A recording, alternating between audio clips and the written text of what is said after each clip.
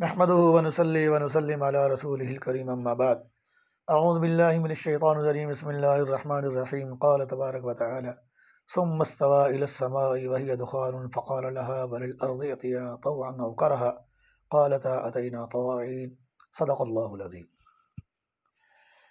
اس سے پچھلی ویڈیو میں سب سے آخری بات سوال جو چھوڑا تھا میں نے کہ اللہ تعالیٰ کو جب ہر چیز پر قدرت ہے، وہ ہر چیز پر قادر ہے، تو پھر اس نے کائنات کی تخلیق یعنی کائنات کو پیدا کرنے میں 6 دن کیوں لگائے تھے؟ اس میں ہمارے لیے کیا سبق ہے؟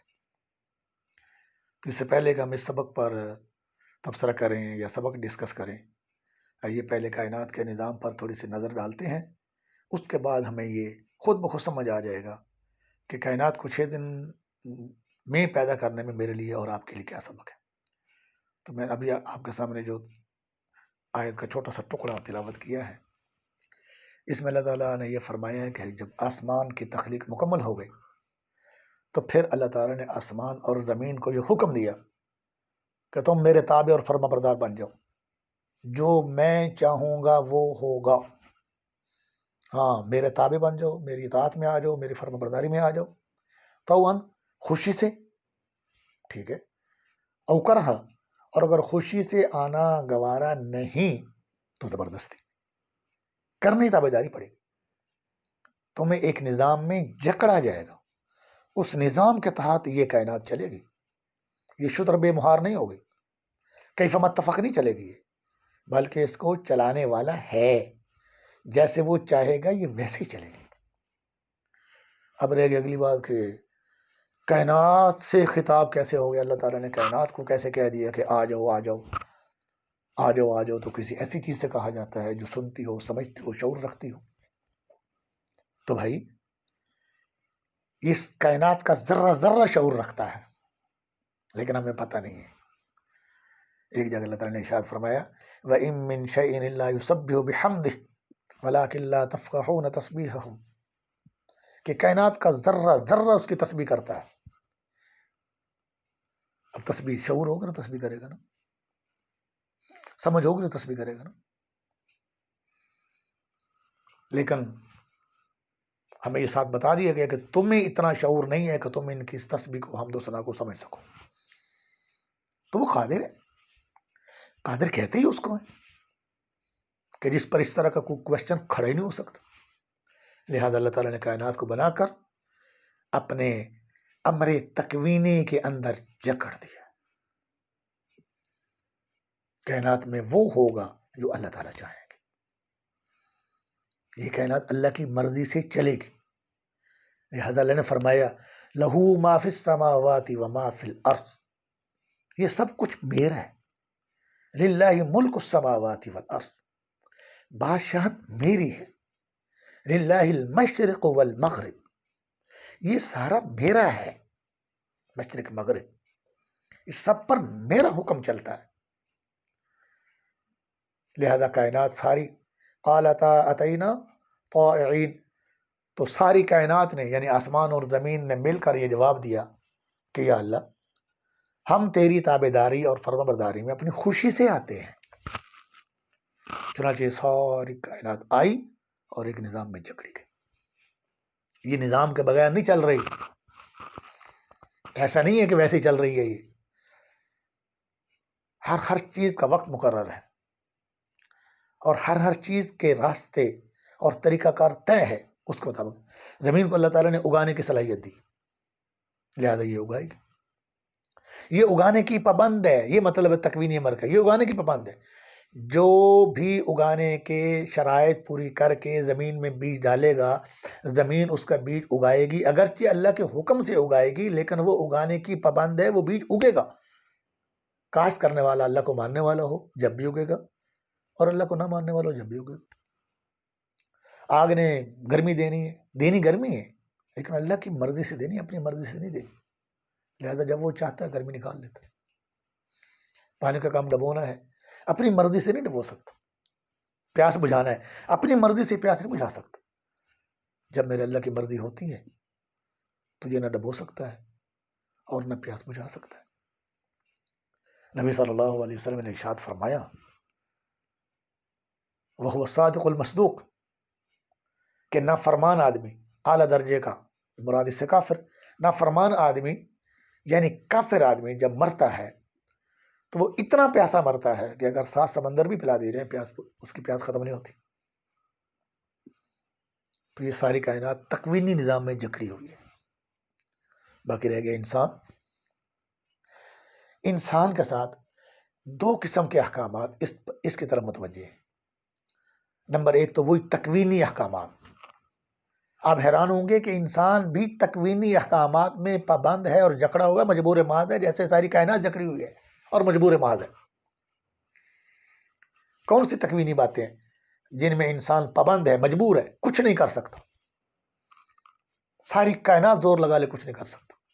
مثلا کب پیدا ہونا ہے کسی کے بس میں کہ اپنی مرضی سے کوئی پیدا ہو جائے؟ کہاں پیدا ہونا ہے کسی کے بس میں کہ اپنی مرضی سے جہاں وہ چاہے پیدا ہو جائے؟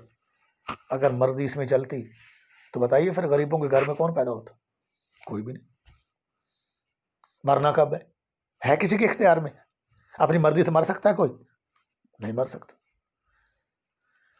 رزق کتنا اور کیا کیا استعمال کرنا ہے کسی انسان کے بس میں کو اپنے رزق کا فیصلہ خود کرے؟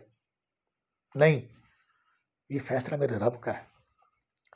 جو دانہ، جو ذرہ، جو قطرہ میرے رب نے لکھا ہے وہی میرے اور آپ کے پیٹ میں جا سکتا ہے، جو نہیں لکھا وہ میرے اور آپ کے پیٹ میں نہیں جا سکتا۔ سادہ سی مثال دوں گا ایک، اللہ تعالیٰ ہم سب کو محفوظ رکھے۔ بہت سارے لوگوں کو دیکھا، آپ نے بھی دیکھا ہوگا، جب انسان کا آخری وقت آتا ہے، نزع کا وقت طاری ہو جاتا ہے یا کوئی بہت زیادہ بیماری ہو جاتی ہے، انسان بے ہوش ہو جاتا ہے، بے سدھ ہو جاتا ہے، پڑا ہوتا ہے، کچھ بھی کھا پی نہیں سکتا، تو اس کے منہ میں بسا اوقات چمچ کے ساتھ، چھوٹے چمچ کے ساتھ پانی ڈالا جاتا ہے۔ آپ نے دیکھا ہوگا کہ وہ پانی بسا اوقات سارا اس کے اندر نہیں جاتا، وہ لیٹا ہوا ہے، پانی ڈالا منہ میں، تو عقل کا تقاضا تو یہ کہ سارا اندر جانا چاہیے، لیکن وہ نہیں جاتا۔ وہ قطرہ کیسے جا سکتا ہے جو قطرہ اس کے لیے لکھا نہیں ہوا؟ تو رزق میں بھی ہم پابند ہیں۔ اچھا چلو، ہم نے پیدا ہونا، ہماری شکل و صورت کیسی ہونی ہے کسی کا اختیار شکل و صورت پہ؟ نہیں ہے۔ رنگ پر کسی کا اختیار ہے؟ نہیں ہے۔ قد پہ کسی کا اختیار ہے؟ نہیں ہے۔ کتنی مثالیں دوں کہ انسان تکوینی نظام کے اعتبار سے یہ بھی جکڑا ہوا ہے، اس کا بس نہیں ہے، اس کا اختیار نہیں ہے۔ ہاں ایک اور جانب ہے احکامات کی جو اس کی طرف متوجہ ہوتی ہے، اس کو کہا جاتا ہے تشریعی احکامات، شریعت کے احکامات جو اللہ تعالیٰ نے نبیوں کے ذریعے انسان پر اتارے۔ ان میں اللہ تعالیٰ نے انسان کو اختیار دے دیا ہے کہ آپ کی مرضی، زبردستی کوئی نہیں، مانو تو ٹھیک ہے، نہ مانو تو آپ کی مرضی، کوئی زبردستی منوانے نہیں آئے گا۔ ہاں مانیں گے تو اس کا انجام اچھا ہوگا، اور اگر نہیں مانیں گے اس کا انجام برا ہوگا۔ تو بھائی ہمیں تھوڑا سا اختیار ملا ہے، اس میں بھی ہم سے تقاضا یہی ہے کہ تم اس اختیار کو اپنے بنانے والے کی مرضی کے مطابق استعمال کرو، ورنہ اگر وہ چاہتا تو تکوینی نظام کی طرح تم اس میں بھی جکڑ سکتا تھا۔ بتائیے اگر آج اللہ تعالیٰ یہ فیصلہ کر لے جو غلط دیکھے گا میں اس کی آنکھ نہیں کھولنے دوں گا، دنیا کی کوئی طاقت ہے جو اس کی آنکھ کھول دے؟ بس میں زیادہ مثال نہیں دیتا، بات لمبی ہو جائے گی۔ اگر اللہ تعالیٰ کی ذات آج یہ فیصلہ کر لے کہ جو غلط بول لے گا میں اس کو گونگا کر دوں گا، میں اس کی زبان کو تختہ پتھر بنا دوں گا، نہیں حرکت کرنے کے قابل رہے گی، تو بتائیے کو بول سکتا تھا؟ نہیں۔ اللہ نے اختیار دیا ہے، سمجھایا ہے، بتایا ہے، تقاضا یہ کیا کہ اپنی مرضی سے میری مانو، تاکہ اپنی مرضی سے میری مان کر پھر میرے پاس اس کا بدلہ پانے والے بن جاؤ، اور اگر نہیں مانو گے تو ہوگا پھر بھی کچھ نہیں، میرے پاس آؤ گے تمہیں بدلہ نہیں ملے گا، پھر تمہیں اس کی سزا بھگتنی پڑے گی۔ یہ تو تھا کائنات کی تخلیق کے بعد جو نظام جس میں جکڑی اس کے متعلق گفتگو۔ اب آتے ہیں اس سوال کی طرف جو پچھلی ویڈیو کے سب سے اخیر میں چھوڑا تھا کہ اللہ تعالیٰ نے کائنات کو 6 دن میں کیوں بنایا، اس میں میرے لیے اور آپ کے لیے کیا سبق ہے؟ تو اللہ تعالیٰ نے ہمیں اس میں سبق دیے تدریج کا، انسان کو بتایا ہے تدریج کا، صبر، تحمل، بردباری، برداشت، وقار، اطمینان کے ساتھ چلنے کا اور کام کرنے کا سبق دیا ہے اللہ تعالیٰ نے۔ اللہ تعالیٰ نے ساری کائنات کو تدریج پر چلائے. تدریج کہتے ہیں آہستہ آہستہ ہولے ہولے کسی کام کا ہو جانا. جیسے سورج نکلے گا تو یکدم جا کر غروب نہیں ہوگا. اگر نکلتے غروب ہو جائے تو نظام کیسے چلے گا؟ رات آئے گی یکدم صبح نہیں ہو جائے گی. اگر رات آتی ہے صبح ہو جائے تو پھر نظام کیسے چلے گا؟ آپ کھیتی کاش کریں گے تو 2-4 مہینے لے گی پھر نکلے گی. ادھر بیج ڈالو ادھر کھیتی تیار ہو پھر نظام کیسے چلے گا؟ گھر میں اولاد ہوگی تو وقت مقرر پر جوان ہوگی بوڑھی ہوگی اور موت آئے گی. بچہ پیدا ہوتے ہی بوڑھا ہو جائے جوان ہو جائے بوڑھا ہو جائے موت آ جائے پھر نظام کیسے چلے گا؟ تو اس میں میرے لیے اور آپ کے لیے تدریج کا سبق ہے کہ ہم نے آہستہ آہستہ نظام قدرت کے تحت چلتے ہوئے چلنا ہے. اگر اللہ تعالیٰ کی ذات سے اور اللہ تعالیٰ کی اس کائنات سے فائدہ اٹھانا ہے تو اس کے نظام کے مطابق چلنا ہوگا. اور اس کا نظام ہے تدریج، آہستہ آہستہ. عروج و زوال یکدم نہیں آتے، آہستہ آہستہ آتے. اگر کوئی قوم زوال کا شکار ہے تو اس کو عروج آہستہ آہستہ ملے گا. بٹن دبانے سے عروج نہیں آتا اور نہ ہی بٹن دبانے سے زوال آتا.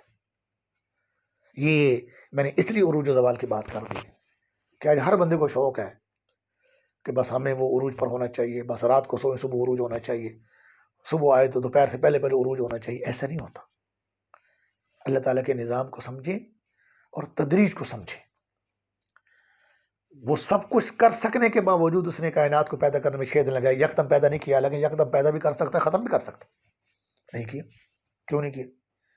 تاکہ اپنے بندے کو سمجھائے کہ جب میں اتنی طاقتوں والا ہوں میں نے اس طرح کچھ نہیں کیا، تو بھی سمجھداری کا مظاہرہ کر اور ہولے ہولے اور آہستہ آہستہ صبر کر کے نظام کے تابع اور اس کے مطابق چل تاکہ اس سے تو نفع اٹھا سکے. اللہ تعالیٰ مجھے اور آپ کو عمل کرنے کی توفیق عطا فرمائے.